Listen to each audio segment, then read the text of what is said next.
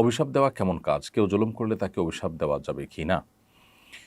অভিশাপ দেওয়া এটা মৌলিকভাবে সাধারণভাবে কোনো ভালো কাজ নয়। নবী করিম সাল্লাল্লাহু আলাইহি ওয়াসাল্লাম বলেছেন, ইমানদার কখনো কথায়, কথায় গালমন্দ এবং অভিসম্পাতকারী এটা হতে পারে না। অর্থাৎ ইমানদারের এটি স্বভাব হতে পারে না।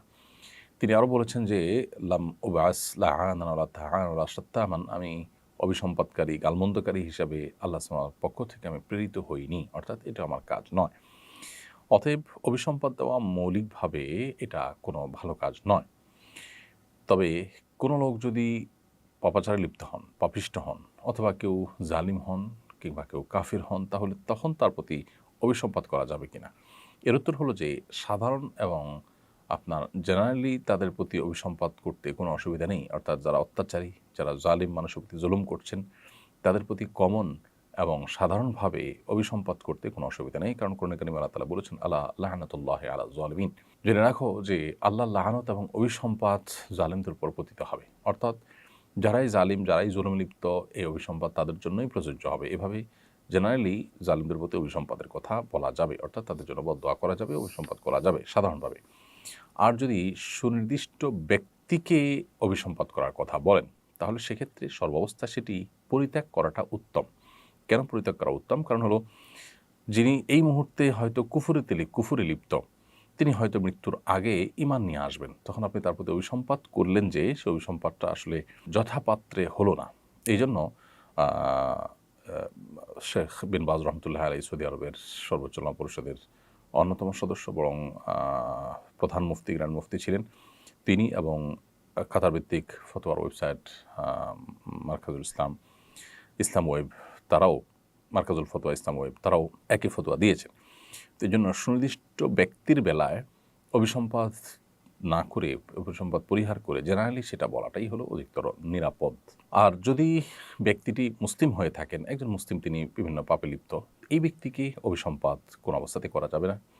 আর সুনির্দিষ্ট কোনো কাফির যদি হয়, তাহলে সেই ব্যক্তিকেও অভিসম্পাত করলে তার অবস্থার সাথে সম্বন্ধ করে অভিসম্পাত করা যেতে পারে যে, জুলুমে লিপ্ত ব্যক্তির প্রতি আল্লাহ তাআলা অভিসম্পাত হোক।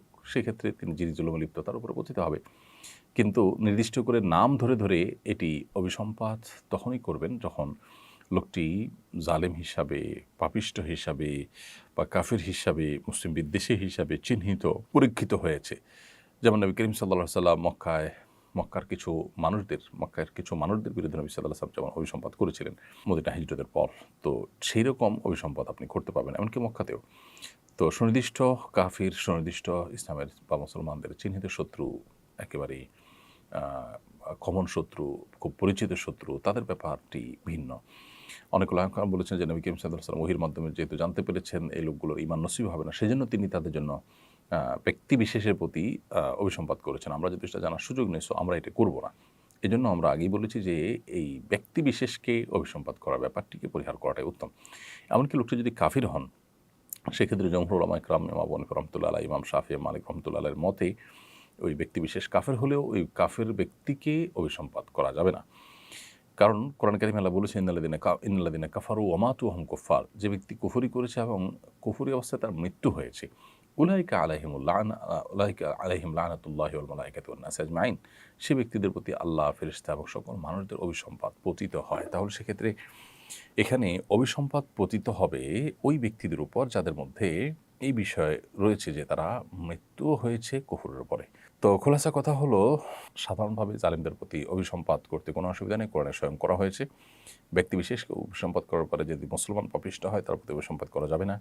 আর যে কাফের পাপিষ্ঠ হয়, অনেক ওলামাদের মতে করা যাবে, অনেকের মতে করা যাবে তখনই যখন সে চিহ্নিত ইসলাম বিদ্বেষী হবে, তবে অনেকে নিষেধ করেছেন।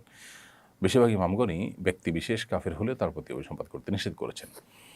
আর জালিম যে জুলুম করছে, তার জুলুমের যে প্রতিকার চাওয়া বা জুলুমের কারণে তার বিরুদ্ধে আল্লাহ তাআলার কাছে নালিশ করা, বিচার করা, এটা তো সর্বাবস্থায় শুধু জায়েজই নয়, বরং এটা খুবই স্বাভাবিক একটি ব্যাপার। বিভিন্ন হাদিস থেকে বোঝা যায় যে, মাজলুম ব্যক্তি যখন জালেমের বিরুদ্ধে আল্লাহর কাছে অভিযোগ দায়ের করেন, বিচার চান, প্রতিকার চান, আল্লাহ সুবহানাহু ওয়া তাআলার পক্ষ থেকে সেটি কবুল হয় নিঃসন্দেহে। অতএব সেটি সম্পূর্ণ ভিন্ন বিষয় যে সেটি কবুল হবে।